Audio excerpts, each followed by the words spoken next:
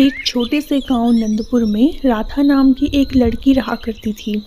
राधा को खाना बनाना बिल्कुल भी पसंद नहीं था। फिर एक दिन, अरे ओ राधा, कहाँ मर गई? जल्दी खाना ला, बहुत भूख लगी है हमें। जी माँ, ये लीजिए खाना मैं ले आई हूँ। हे भगवान, ये क्या बना दिया तुमने राधा? इसमें तो बिल्कुल भी स्वाद नहीं है। जी माँ, मैं क्या करूँ? मैं जितना भी कोशिश करूँ, खाना अच्छा बनता ही नहीं है मुझसे। कोई बात नहीं बेटा, तुम कोशिश करती रहो, एक दिन तुम जरूर अच्छा खाना बना लोगी। कान खोलकर सुन लो तुम दोनों, कल राधा को लड़के वाले देखने आ रहे हैं। मैं नहीं चाहती कल कोई भी गड़बड़ हो। फिर अगले दिन किशन अपनी माँ के साथ राधा के घर पर उसे देखने के लिए आता है। बहन जी, हमें आपकी बेटी बहुत पसंद आई। मैं बस इससे कुछ पूछना चाहती हूँ। हाँ बहन जी, क्यों नहीं। राधा बेटा, खाने में क्या क्या बना लेती हो तुम?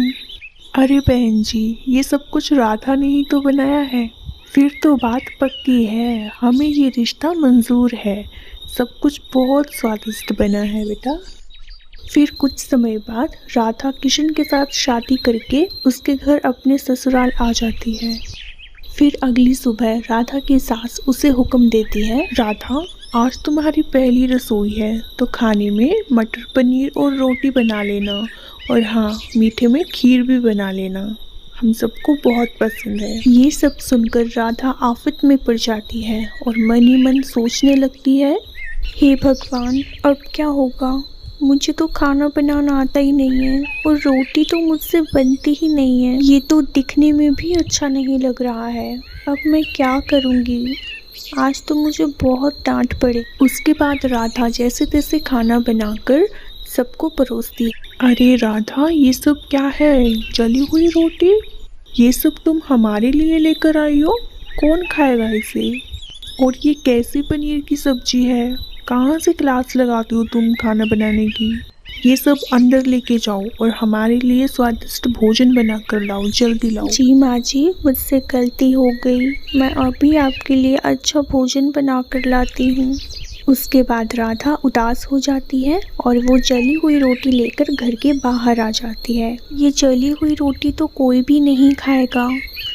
मैं इसे किसी ज़रूरतमंद को दे देती हूँ। बेटा, कुछ खाने को दे दो बेटा, बहुत भूख लगी है। पापा, मेरे पास तो कुछ खाने लायक भोजन है ही नहीं, बस ये जली हुई रोटी ही है। मैं जब भी खाना बनाने की कोशिश करती हूँ, मुझसे अच्छा खाना बनता ही नहीं है। मैं क्या करूँ पापा, मैं बहुत परेशान हो गई हूँ। आप ये रोटी ले लीजिए पापा, आपके काम आएगी। धन्यवाद बेटा, मैं तुम्हारी परेशानी समझ रहा हूँ। तुम ये अंगूठी रखो। याद रहे, अगली बार जब भी तुम खाना बनाओ तो इसे पहनकर ही बनाना। इसे पहनने के बाद तुम जो भी बनाओगी वो स्वादिष्ट ही बनेगा। क्या सच में पापा? आपने तो मेरी सारी परेशानी ही हल कर दी। जीती रहो बेटा। फिर अगले दिन जब राधा ये अंगूठी पहनकर खाना बनाती है तो खाना अपने आप ही बहुत ही ज़्यादा स्वादिष्ट और अच्छा बन जाता है। स्वादिष्ट भोजन खाकर पूरे घर वाले बहुत ही ज़्यादा खुश हो जाते हैं और इसका आनंद उठाते हैं। अरे वाह, खाना तो सच में बहुत स्वादिष्ट बना है। जी माँ, आज खाना सच में बहुत स्वादिष्ट है। फिर इसी तरह कुछ महीने बीत जाते हैं, लेकिन एक दिन राधा की सास उसे खाना बनाते हुए देख लेती है और उसे पता चल जाता है कि ये सब जादू अंगूठी की वजह से हो रहा है। फिर अगले दिन राधा की सास ये अंगूठी राधा के कमरे से चुरा लेती है। ओह अच्छा, तो ये बात है।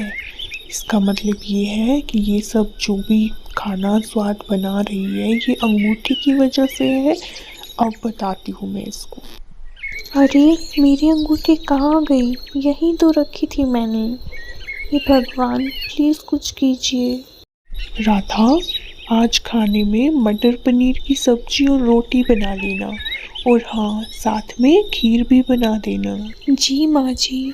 जिसके बाद राधा बिना अंगूठी के ही भोजन बनाने लगती है। लेकिन राधा इस बार पूरी मेहनत और लगन के साथ खाना बना रही होती है, जिससे खाना बहुत ही स्वादिष्ट और अच्छा बन जाता है। राधा ये सब देखकर बहुत खुश हो जाती है और ये खाना फिर वो घर वालों को परोस देती है।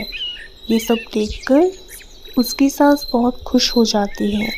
राधा, आज खाना सच में बहुत स्वादिष्ट बना है।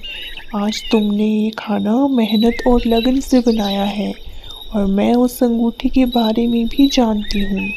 ये अंगूठी मैंने ही उठाई थी ताकि तुम्हें खुद पर विश्वास हो जाए कि तुम खाना स्वादिष्ट बना सकती हो। अब तुम्हें इस अंगूठी की भी ज़रूरत नहीं है। सच में माँ जी, आज मुझे खाना बनाना आ गया। मैं बहुत खुश हूँ।